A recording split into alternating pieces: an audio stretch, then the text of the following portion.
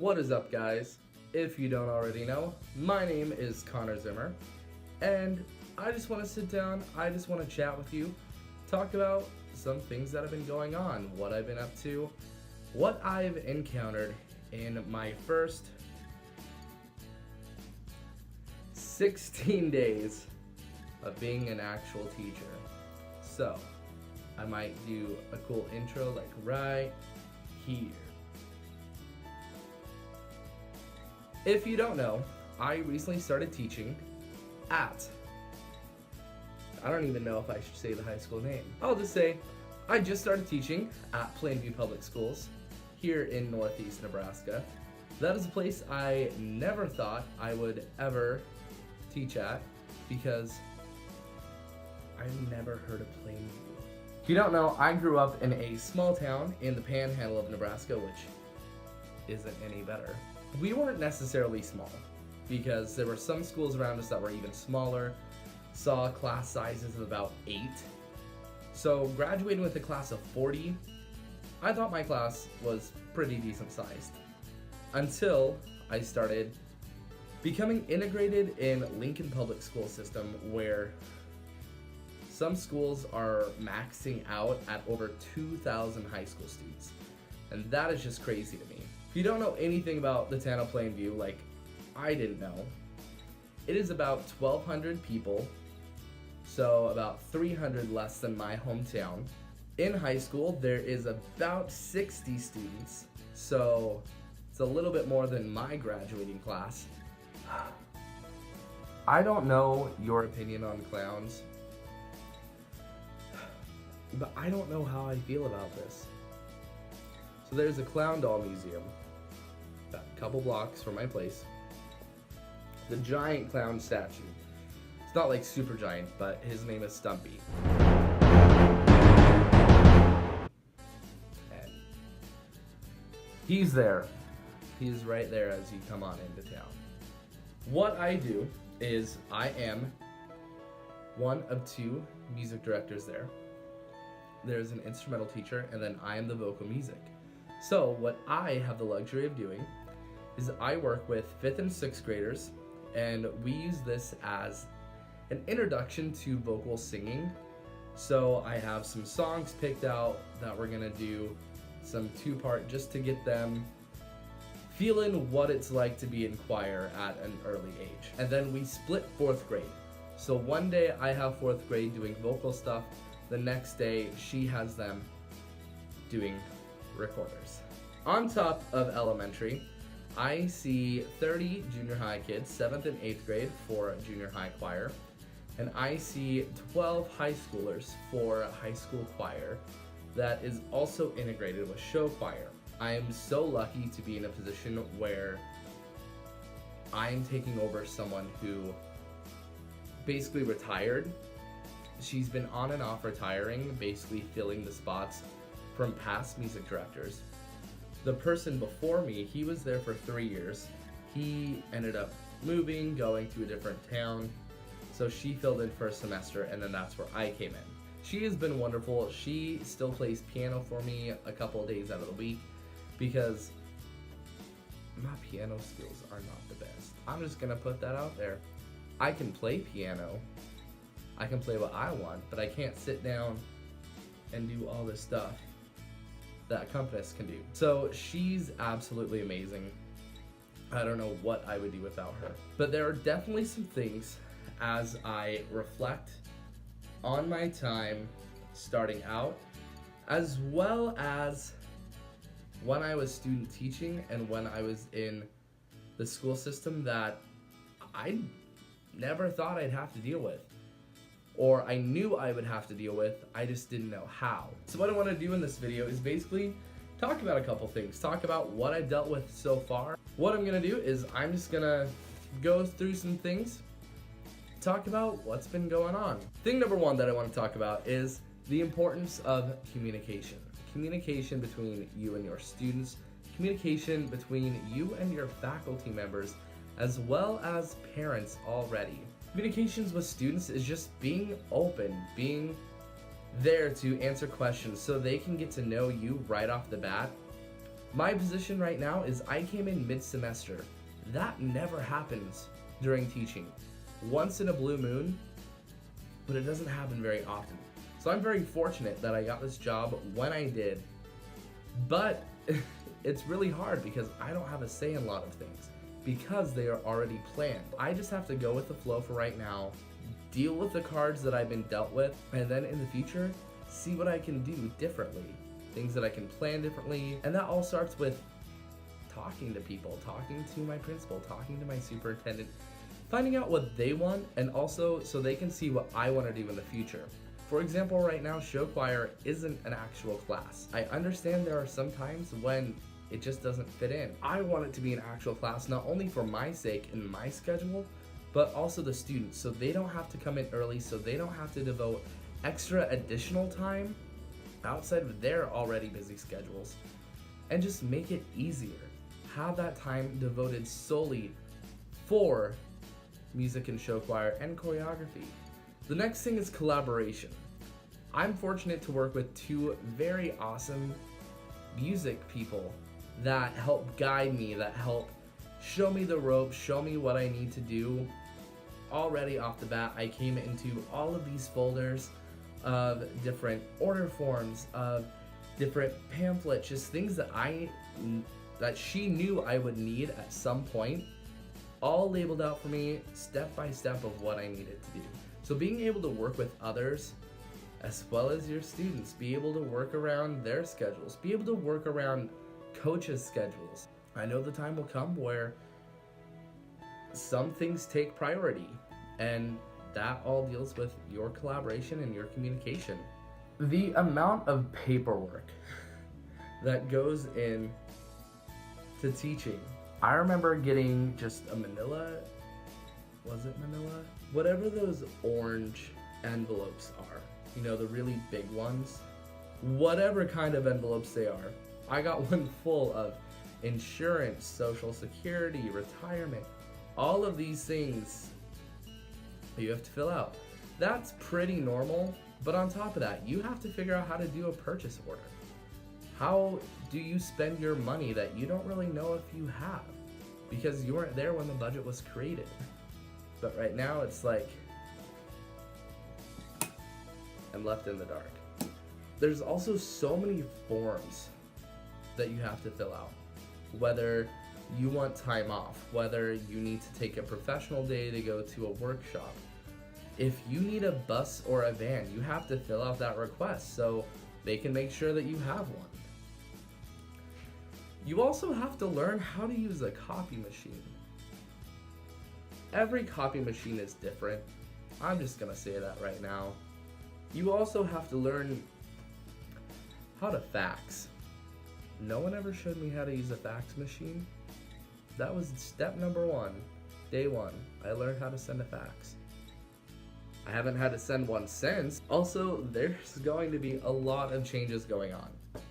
The students are trying to handle out the change that's in front of them. There's another new face.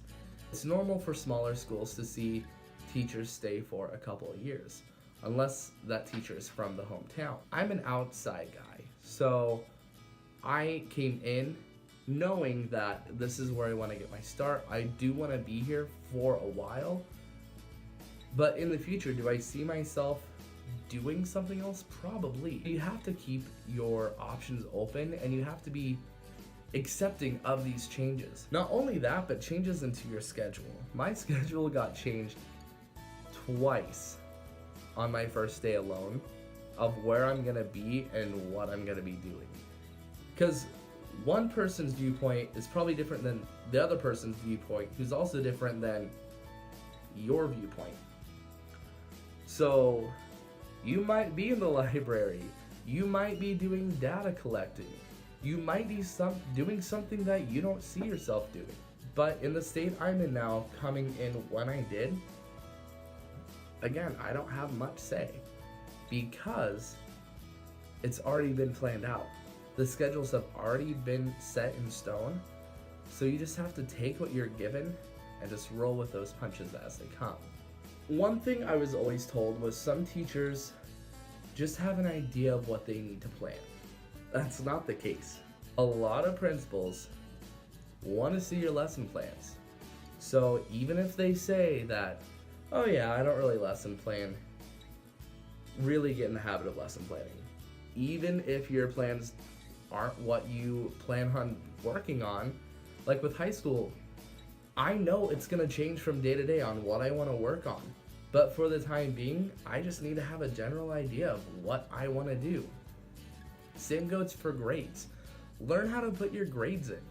I wasn't shown until this week when I found out I needed to have grades in. You have to keep marks, even if it's just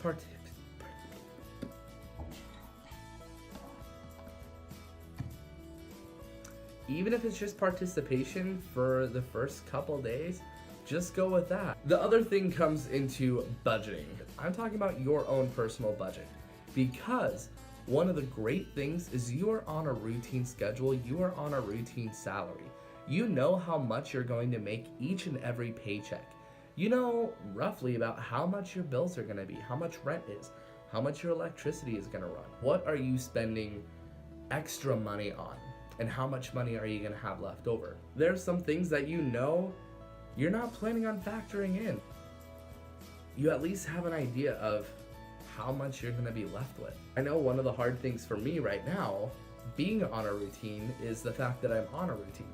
I haven't been on a routine since high school because my schedule in college was always so varying with what I had after school or if I was working afterwards. Student teaching, I don't know how I did it. I woke up at 6:30 Monday through Friday, went to school unpaid, and then 3 out of those 5 days, I then went to work from 4 to about 11:30. Wednesdays, I had another thing from 7:30 to 9. On Tuesdays, I had class. And then on Saturday and Sunday, I would be working. I have so much free time now, I don't know what to do. So yeah, it's really hard right now. Do I know that's gonna change? Yeah, because I'm still trying to figure out what's going on. Other people are still trying to figure out what's going on. You just have to learn to go out there and be a presence. Like, I walked into Subway today, ordered me an oven roasted chicken breast because school got out early and my lunch plans were canceled. The lady behind the counter goes, "Hey, you're the new music teacher, right?" And I was like, "Yeah, I am." And told me, "Yeah, I saw your picture in this whole article in the paper." People already know who I am and I don't know who anyone is. Just be aware that you need to put yourself out there. You need to start making connections on your own. The other thing that I'm trying to figure out is how to be in front of my students. I'm trying to balance the options of being the guy who knows what they're doing and what they're teaching, being the guy who is enforceful, who reinforces those objectives, who reinforces the expectations that the school has and that your department has, but also being the guy that students think are cool. That, you know, I want to take choir because Mr. Zimmer is so awesome. So I'm still trying to figure that out. It's okay to not outdo the previous teachers because they might have methods that are better than yours. But you just have to stick to your guns and know who you are as a teacher and who you are as a person and how you can convey that in front of your students. Because once you let your self shine through, it makes it so much easier for students to connect with. I'm still having trouble, reeling in a couple of those students, and I can see that they're giving me that cold shoulder, and I'm trying so hard to push through, and I see little glimmers of it, but it's just so hard. And it's something that I didn't think I would have to do, and I feel the need to outdo myself even more, but there's only so much I can do. I'm hoping, in the next couple months or so, that I, start to really make a connection with these students. Even the junior high students, as hard as it is, it's rough. You have to go with the flow. things don't go the way you want to, try something new. Have backup plans when you get through more than you wanted to and you don't know what else to do. So there will be times when you have to have 18 backup plans. Other things that I wasn't expecting. Having conversations about French fries with a student. How if she gets cold French fries, she will go into the store so she can get hot ones. And that's really admirable, honestly. Same student talking about how to kill someone secretly by taking a syringe, filling it with air, and then injecting it into the bloodstream, because then it'll look like a person is having a heart attack. But you have to make the incision point somewhere not so noticeable, so like in between like your fingers. Also, if you photobomb your superintendent, he will show it at the first staff meeting back, because that's just something they do. And on your first paycheck, you will get a king-size payday bar, and he'll take a selfie with you with your first payday bar, because it's payday. So what am I hoping you get out of me making this really long, maybe not so interesting video? Things you can put towards your first year teaching if you are going into it, or if you find a semester job, or just things in general. If you want to see what's going on with my life, I'm really excited to see where the future takes me, because I don't know what's gonna happen. And I think that's super exciting, but super terrifying. Hopefully I will see you back again with another update. Maybe I can fill my time with some editing. Who knows? In the meantime, if you have any other ideas or want to know things that I'm doing, feel free to get a hold of me. If you want to subscribe, go for it. If you don't, then you're gonna miss out on some really stupid stuff, but that's on you and not on me. All in all, if you took something away, that's awesome. If you didn't, I mean, cool. Glad you got to see my face. Until next time, I hope that you have a great rest of your day. Peace out, and I will see you next time.